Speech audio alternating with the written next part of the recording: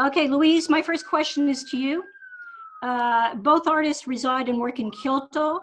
They came from outside, they're born outside Kyoto, as I mentioned, but many artists for centuries before have both come to Kyoto to be professional artists. Why do you think this is so?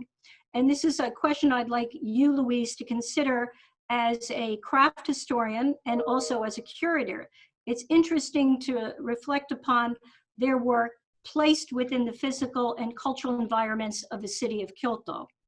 And I think it's an important question to consider from both artists' point of view. Thank you, Joan. It's a pleasure to be here as part of this event. And yes, Kyoto is an important setting for both of these artists. I was thinking a lot about Kyoto earlier today,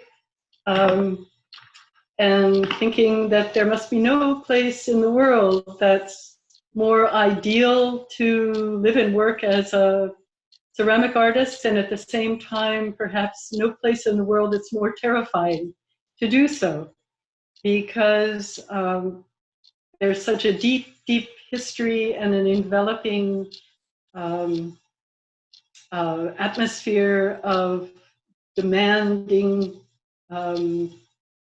connoisseurship, patronage for ceramics, as well as many other craft traditions.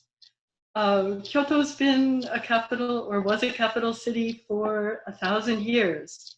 And the presence of the imperial court, the presence of the noble families that supported the court, presence of all of the temples and shrines that were supported as well by those families and many others, created, and the presence of merchants and people engaged in commerce, created a market like no other for the work of all of the craftspeople who lived in the same city, starting with the carpenters who built the temples, the shrines, the palaces, the mansions, and even the wonderful smaller homes of everyday people, townspeople, and craftspeople. And within this network of patronage was the presence of ceramic artists. Elsewhere in Japan, the great regional ceramic traditions, Shigaraki, Seto, all the kilns in Kyushu, were by and large centers of anonymous workmanship, making standardized pieces that everyone needed and used and recognized, but they didn't recognize the work of those regional potters by their names. They recognized them by the kilns where they were made. Whereas in Kyoto, amazingly, from the late 16th century, potters who were working in the capital city were known by name. And people who used their ceramics recorded their names in their letters and their tea diaries. And so we know the names of people like Chojiro and other potters who, from the late 16th century, were based in Kyoto, making ceramics and, in a very special way, interacting with their audience. That continues up to the present day, but giant figures in the world of Japanese ceramics, such as Ninsei, who was active in the middle of the 17th century and started applying his own seal to his work, marked a way in which ceramics were identified with their individual makers in Kyoto, as they were no place else. The demands of the audience for Kyoto ceramics were for a high level of refined workmanship, for a polished sense of decoration closely related to the workshops of painters based in the capital city, and for a refined sense of color. And I think in the work of both Inaba-san and Tanaka-san, we see echoes of those high standards for quality in ceramics, and not only technical quality, but expressive quality.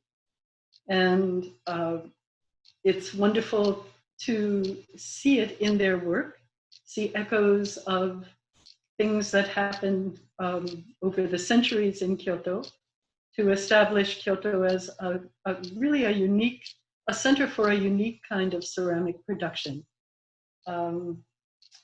I want to tip my virtual hat to Monica's exhibition, the lovely Kyoto, Capital of Artistic Imagination, because that exhibition in the dark right now in the Met has done so much to evoke the atmosphere of Kyoto in which Inaba-san and Tanaka-san work.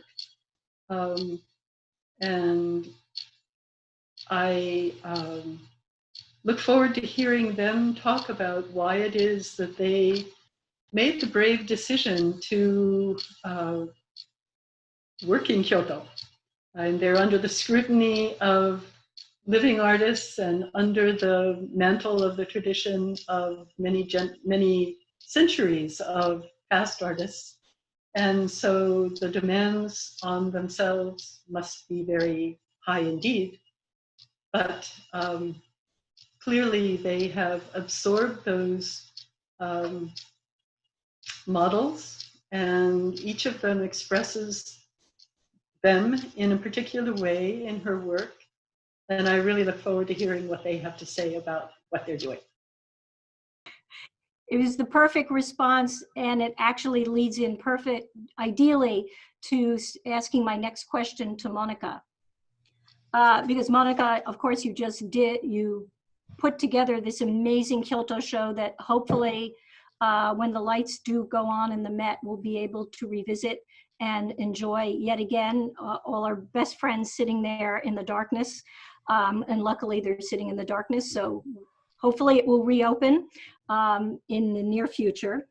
And as a curator and as someone who so brilliantly installs Japanese ceramics on your balcony cases and quite beautifully in what used to be the George Nakashima room at the Met now, and even integrating contemporary clay with antique material in your Kyoto show, how do you find working with both historical and contemporary Japanese decorative arts integrated within an exhibition? How do you find the balance, and how do you find that as a challenge in an aesthetically successful way?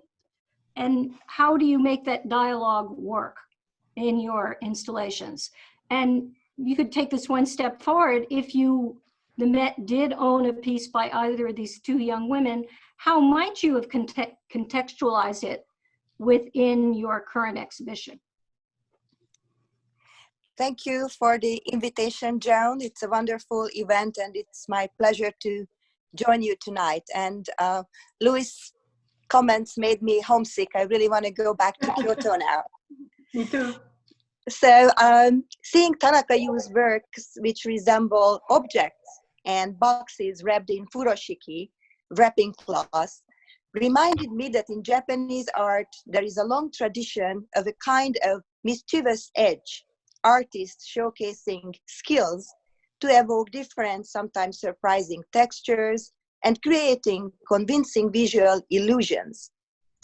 Many of these works were made for the own delight of the artists, or sometimes as commissions to entertain eccentric patrons. These type of artworks fit into the category of trompe-l'œil, the French term meaning deceiving the eye. These works make us question the boundary between the real world and the artistic imagination, as well as the reality of the artwork itself. Often, trompe-l'œil works have a humorous or parody-like aspect as well. From the world of contemporary Japanese ceramics, we can mention Mishima Kimiyo's hyper-realistic compositions achieved through a unique combination of silkscreen and ceramic. Her works, often featuring waste and consumer culture, can be associated with ready-made art, art informal, and op art. Another leading female artist who comes to mind is Matsuda Yuriko, whose works are whimsical transformations of everyday objects, sometimes influenced by American pop art. On the other hand, Inaba Chikako's works relate to a very different tradition in ceramic history, the beauty of white vessels, including porcelain and stoneware with white glaze. The tradition of using white clay, which had kaolin in it, had been known in China since the Bronze Age, but its use didn't become widespread until after the 6th century. White porcelain had been produced in the Bangshan area of Korea for about 600 years. In the Joseon period, in the 15th century, white, simple vessels of great quality were produced at the court kilns and supplied to the royal family, reflecting the Neo-Confucianist idea of a restrained lifestyle. Jumping to the world of contemporary Japanese ceramics, I would like to mention Kuroda Taizo, one of the leading artists of contemporary Japanese clay, who was captivated by the beauty of these pure white Joseon Korean pieces. He started to make unglazed, high-fired works around 1992, and he is exploring the perfect space in his works. I couldn't resist to mention Edmond Duval, an artist based in London, who often creates narratives of collections and display using only white ceramics.